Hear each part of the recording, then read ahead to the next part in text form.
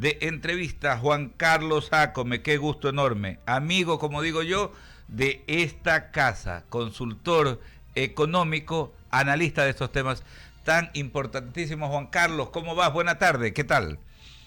¿Cómo va? Un gusto a todos ustedes en el panel, a la audiencia digital y radial que siempre sigue este programa y esta radio. Un saludo afectuoso esta tarde de día miércoles. Claro que sí, de lleno y de plano. Aprovechemos los minutos entonces para hablar de este segundo proyecto de ley que ha sido enviado, ha sido remitido desde el Ejecutivo a la Asamblea Nacional Legislativa con el carácter de económico urgente, ¿no? Básicamente, pues, este marco legal, ¿no? Es el segundo, pues, conjunto de normas que entregaba ayer el secretario jurídico de la Presidencia de la República en nuestro Parlamento, ¿no? Y vale la pena, al iniciar esta entrevista, poner en perspectiva, ¿no? Se denomina Ley Orgánica para la Innovación y Fortalecimiento de la Gestión Pública. ¿Qué tiene como objetivo? ¿Qué es lo que se nos ha hecho conocer?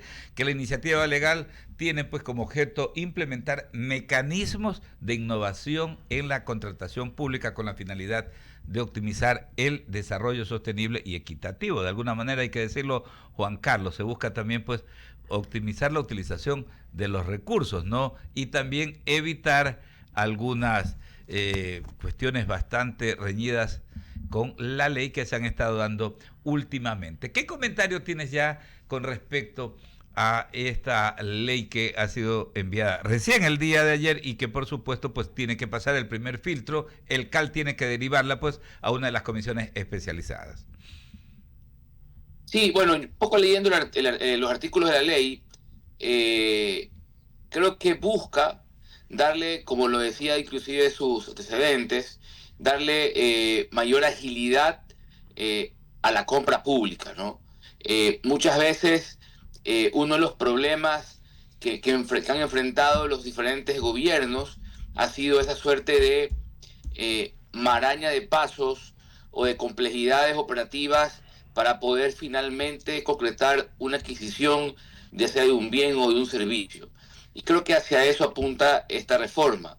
De hecho, hay un artículo muy interesante donde gran parte de las definiciones del marco legal son remitidas al reglamento, de tal forma que inclusive le permita flexibilidad en el tiempo, ajustar y moldear algunos preceptos dentro de este diseño, ¿sí? de la adquisición de bienes y servicios por el lado del sector público, ¿no? Creo que es importante porque de alguna forma, si hacemos una relación con el discurso presidencial inaugural del fin de semana pasado, eh, entre sus líneas él dio entrever que mucha de la dinámica que él espera en el sector laboral del país iba a estar vinculado a su actividad de inversión pública.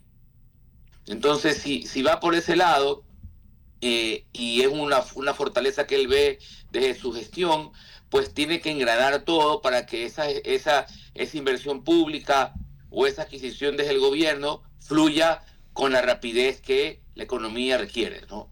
Claro, claro. Y es válido entonces, Juan Carlos, recordarle a nuestra audiencia, a nuestros seguidores, ¿no? Que acá en nuestro país, en esta estructura institucional, pues existe el CERCOD, ¿no? El Servicio Nacional de Contratación Pública, que es la entidad rectora del Sistema Nacional de Contratación Pública. Es decir, por ahí pasan, ¿no? Si se van a contratar obras, por ejemplo, no solamente a nivel a nivel del gobierno nacional, sino también los gobiernos autónomos descentralizados, llámese prefecturas, municipalidades e incluso los GACs parroquiales rurales, ¿no? Entonces, cualquier obra tiene que pasar por el CERCOD, ¿no? O si se adquieren bienes, los insumos que normalmente utilizan las instituciones, todo eso pasa por procesos de contrataciones, ¿no? Y durante estos últimos años se han escuchado, se han vertido muchas críticas, ¿no? Al sistema de contratación que tiene nuestro país. Y en ese sentido, pues, también resulta, pues, importante destacar que este proyecto que ha enviado el presidente Noboa tiene 6 artículos, 4 disposiciones transitorias y una derogatoria, y reforma también pues la Ley Orgánica del Sistema Nacional de Contratación Pública y la Ley Orgánica de Servicio Público. 2 leyes va a derogar. ¿Cuáles son tus observaciones? Tú has tenido también experiencia en el sector público, ¿no? Tienes la visión académica, la visión del analista, no la visión de quien ha estado en la empresa privada, pero has tenido la oportunidad de estar en lo público. ¿Cuáles las principales observaciones que tú en lo personal, Juan Carlos, le haces al sistema actual? ¿Y qué se podría hacer en aras de lograr eso que decía incluso el presidente Daniel Noboa el día sábado 24 de mayo en su alocución? Sí, mira, a ver, yo, en mi experiencia súper objetiva, yo no he tenido una mala experiencia dentro del marco de las compras públicas. Creo que he tenido un equipo de trabajo que ha sabido comprender, digamos, que el marco normativo y jugar dentro de ese marco. ¿Ok? Cuando uno asume que la función pública es como la función privada y entonces ponemos a gente que no tiene ese rodaje a manejar compras públicas, pues se va a estrellar. Que creo que eso, por ejemplo, le pasó mucho al presidente Lasso en su gestión. ¿Ok?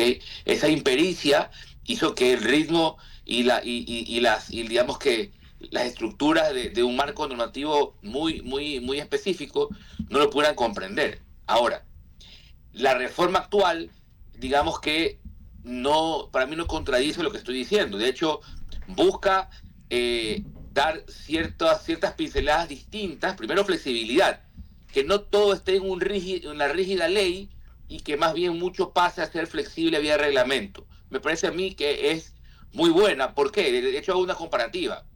Años atrás había la Ley Orgánica de Aduanas. Esa ley de aduanas era súper rígida.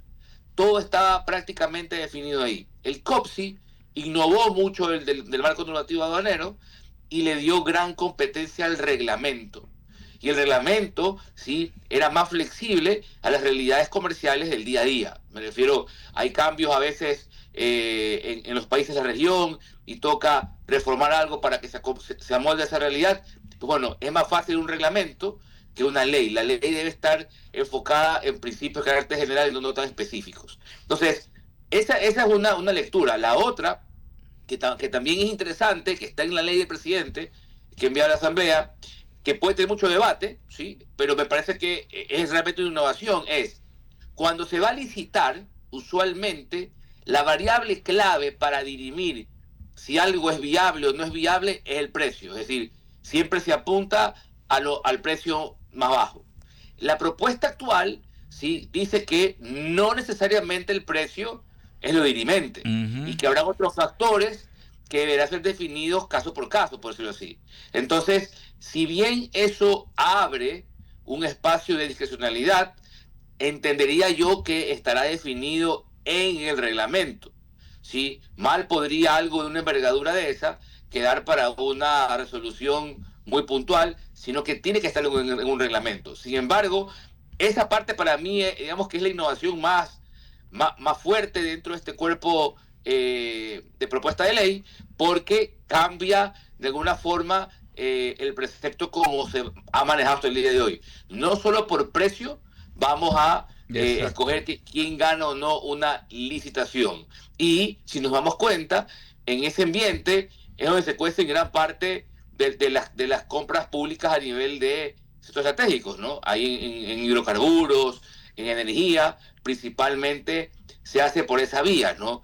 Quizás hay experiencia donde los proveedores que han fijado menos precios no necesariamente han sido los mejores en calidad de servicios, ¿no? Y por eso quizás se propone algo un poco más multidimensional. Pero en todo caso, si me preguntas, ahí está para mí el meollo de la reforma, ¿sí? En que ya no solo precio marca el ganador, por decirlo así, ¿no? Claro. En licitación. Ya lo adelantaba ayer el secretario jurídico de la presidencia, nos decía que la iniciativa legal, el proyecto, pues tiene la finalidad de implementar mecanismos de innovación para la gestión pública y además, y esto es lo importante también, ¿no?, erradicar la corrupción en compras públicas, mejorar la eficiencia del sector público y fortalecer el tejido social, financiero y económico. Me parece súper que importante. Estamos hablando con Juan Carlos Jácome. Sebastián Díaz prosigue con la entrevista. Gracias, Alberto. Estimado economista, yo quisiera preguntarle un tema económico, la microeconomía, el día a día de los ecuatorianos. ¿Cómo podemos generar esta liquidez necesaria que necesitan muchos ciudadanos que dentro de una economía altamente estancada, donde se ha reportado el año pasado que se ha excedido históricamente el consumo de tarjetas de créditos, donde los créditos ahorcan a los ciudadanos? ¿Cómo podemos empezar a que la economía circule de manera efectiva y todos los ecuatorianos puedan beneficiarse? A ver, yo creo que primero deberían reprogramarse las deudas de todas esas personas, ¿no? En la realidad. En la práctica, digamos que en la teoría ha habido muchas reformas legales que en teoría propenden a esa reprogramación de deudas, pero en la práctica les dan a pocos.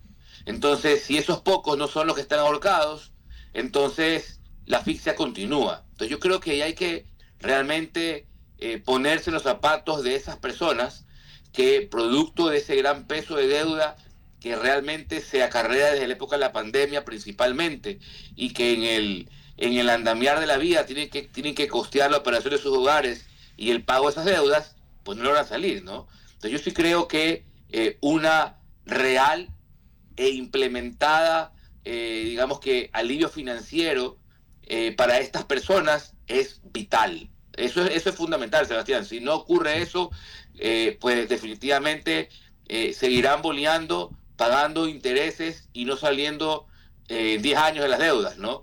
Entonces, creo que es importante afinar el lápiz, ¿sí? Y reprogramarlas en un plazo mucho mayor. No, nadie dice condonarlas, sino reprogramarlas de forma muy adecuada, que se calcule bien cuánto se ha pagado capital para poder de alguna forma quizás bajar las cuotas en el tiempo y así puedan respirar esos hogares, ¿no? Esa es la medida, digamos que inmediata. La segunda, ¿sí? Pasaría por aquellos hogares que tienen deudas y que no tienen trabajo, porque esos ni siquiera tienen cómo ir pagando de una u otra forma, ¿no? Entonces ahí ya la pregunta sube a otro nivel. ¿Cómo hacer que en el país el nivel de empleos aumente? Y la respuesta yo la doy siempre de forma académica y sencilla. Si la economía debe crecer en el corto plazo, tenemos que mirar una sola variable, y es la oferta de dinero. ¿Cuánto dinero circula efectivamente en la economía? Decir que somos multimillonarios, billonarios en depósitos en la banca, sí, pero no se traduce en crédito, la oferta real de dinero no existe. Y ahí para mí está el reto del presidente Noboa, en cómo hacer que esos excedentes de liquidez que están en la banca circulen efectivamente en la economía. ¿Qué había antes? Ojo, esto había antes, y no me refiero 20 años atrás, 3, 4 años atrás. Antes, los excedentes de liquidez en la banca, primero, no podían salir del país. Hoy pueden, ¿ok? Sí. Y de hecho lo hacen algunos. Dos, de lo que no podía salir al país, ¿ok? Debía ser colocado vía crédito. Y si no se colocaba vía crédito, debía invertirse en banca pública. ¿Y qué es la banca pública? Prestaba el dinero, porque la lógica de la banca pública y la banca privada es distinta, ¿sí? Aquí no es que uno es mejor que el otro, son complementarios. La banca pública, la banca privada presta a la empresa que tiene sostenibilidad financiera.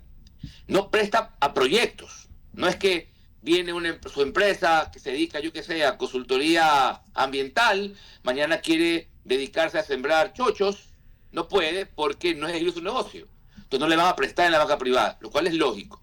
Pero la banca de desarrollo pública sí le puede prestar para los chochos en la medida que tenga una garantía que solvente eso y su proyecto sea sostenible, ¿no? Entonces esa dualidad hoy no existe. Y creo que hay que definirla nuevamente como era antes, para que el Estado y el gobierno que lo administra tenga una uña metida en la gestión de la liquidez. Porque resulta que un gobierno lo apedrean o lo aplauden si la economía crece, pero en el corto plazo, como no maneja la liquidez del país, no puede hacer nada. Sí. Está atado de manos. Claro, economista. Y usted en Dinero y Economía, que el otro día estaba escuchando, mencionaba sobre que el máximo bienestar que se le da a los ciudadanos es esta gestión de la liquidez que un Estado pueda intervenir y controlarlo de manera eficiente. Y ahí finalmente mencionaba una frase que si no sería el caso, se estaría hipotecando el crecimiento económico en el corto plazo. Esa última frase, ¿a qué se refiere exactamente? A que si la liquidez de la economía no la controla el gobierno, sino terceras partes, el gobierno estaría cediendo la capacidad de gestionar el crecimiento económico de corto plazo a los terceros. La pregunta es, ¿los terceros tienen el mismo objetivo de maximizar el bienestar de la ciudadanía que un Estado? No lo sabemos. Yo creería que no, porque si tiene finalidad de lucro, capaz lo encontramos en un encuentro cruzado de incentivos. Y en ese momento, capaz prima el fin de lucro y no el bienestar de los ciudadanos. Y ahí es lo que me refería. El gobierno necesita nuevamente mirar el código monetario y atar ciertos cabos para tener al menos media mano metida en la liquidez de la economía, que hoy no la tiene. Sí, economista, un problema muy grave dentro del país y es importante estas especificaciones necesarias en experiencia económica, cómo podemos despegar esta economía en el corto plazo. Ahora, querido Sí, Alberto. por supuesto, Juan Carlos, y permítame darle la bienvenida. Ya está con nosotros también Jorge Escobar Mendieta. Él es casi máster en economía también. Y qué importante es lo que dice Juan Carlos, Jorge, ¿no? Relacionado a este tema. Se podría hacer muchísimo. Yo he escuchado banqueros acá, gente vinculada a la banca nacional, Jorge, que dicen que hay bastante liquidez, pero en cambio no se la utiliza. Y por ejemplo, apuntalar parte de lo que hace la banca pública como el BED, el Banco de Desarrollo, sería bastante importante. Jorge, bienvenido. ¿Cómo le va, Alberto? Un fuerte abrazo para usted, también para mi compañero de cabina. ¿Cómo le va, Juan Carlos? Qué gusto saludarlo, aunque sea por la pantalla de Zoom. Un gusto. Ahora andamos por acá, por si acaso. Mejor dicho, volvimos. Como todo hijo pródigo. Está bien.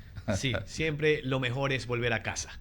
En todo caso, a propósito de la casa grande, que en este caso vendría a ser las arcas fiscales del país, ¿en qué medida este proyecto de ley va a matar estos fantasmas que siguen pululando en la contratación pública, sino como se explica lo del negro Tulio en el municipio de Durán y los demás proveedores que son parte de los grupos de delincuencia organizada? ¿Va a matar este problema? De hecho, de fondo, este proyecto de ley es la panacea a todos los líos que tiene el Ecuador. A ver, yo creo que hay que primero dar un análisis conceptual a todo esto. La corrupción, sí, no se cura con un sistema. La corrupción es un mal de una sociedad y una destrucción de los valores de esta. Entonces, digamos que con sistema o sin sistema, si la gente es desalmada, sus acciones serán en esa línea, ¿no? Entonces, ¿qué es lo que un sistema o una estructura como las compras públicas puede hacer en sus mejoras? Es primero reducir los hitos que hay dentro de esta. ¿Por qué? Mientras mayor cantidad de pasos tiene un proceso, ¿sí?, son mayores las cantidades de peajes que puede haber para cobrar un billete.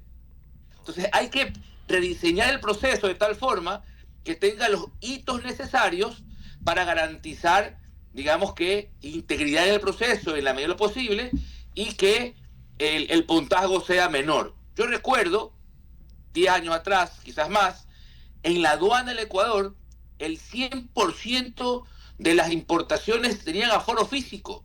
Entonces imagínense cómo era eso, pues, ¿no? O sea, era un papeleo que todo el mundo tenía que enfrentar y en el tiempo, ¿sí?, la lógica fue imperando en este proceso y se fue diversificando. Se hizo gestión de riesgo, la carga de mayor probabilidad de riesgo iba a foro físico, la carga de mediano riesgo iba a foro de documentos, ¿sí?, y la carga de menos riesgo iba a rayos X, por ejemplo. Acá, en las compras públicas, debería hacerse lo mismo.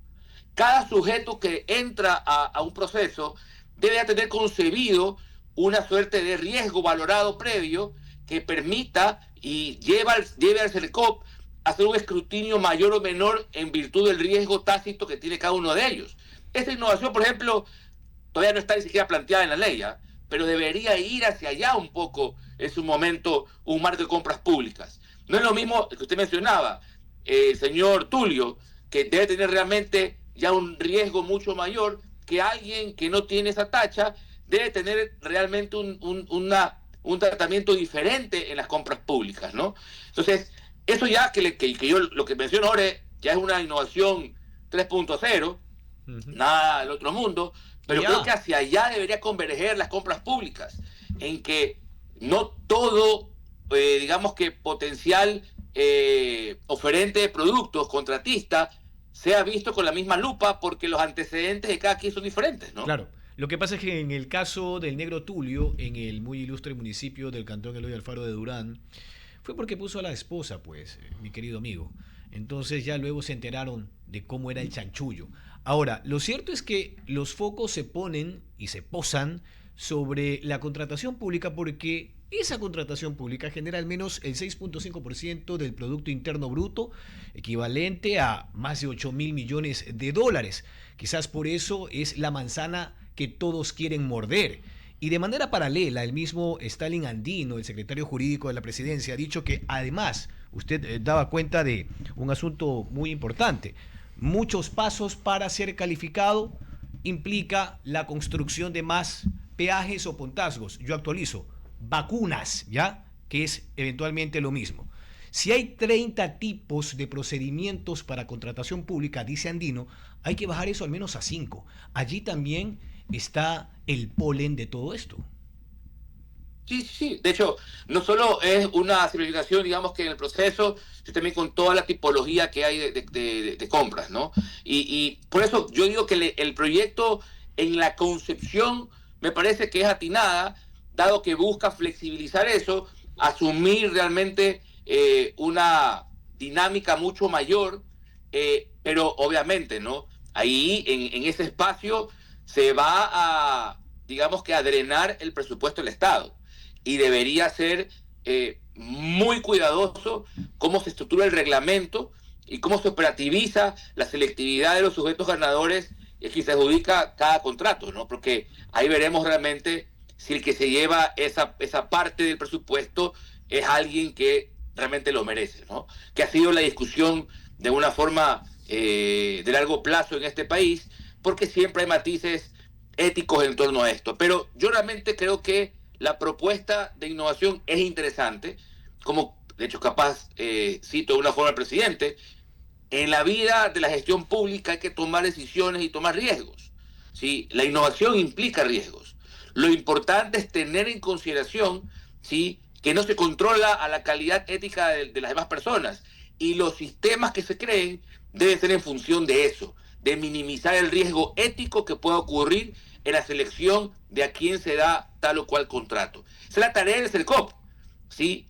Pero creo que es un reto interesante y que, ojo, no es nada que no se haya construido antes. Particularmente, yo conozco mucho detalle, le comentaba el tema aduanero, cómo se cambió un método 100% de aforo físico, totalmente anticuado, 100% plagado de corrupción, a un sistema de control basado en riesgos de cada transacción.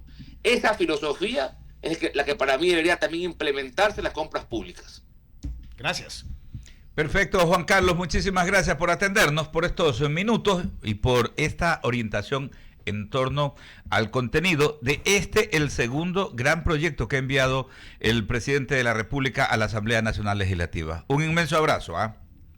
Chao, un gusto verlos, pase bien. Gracias. Son las 5 de la tarde con 57 minutos, alta demanda vehicular. Wendy Quinde por los principales.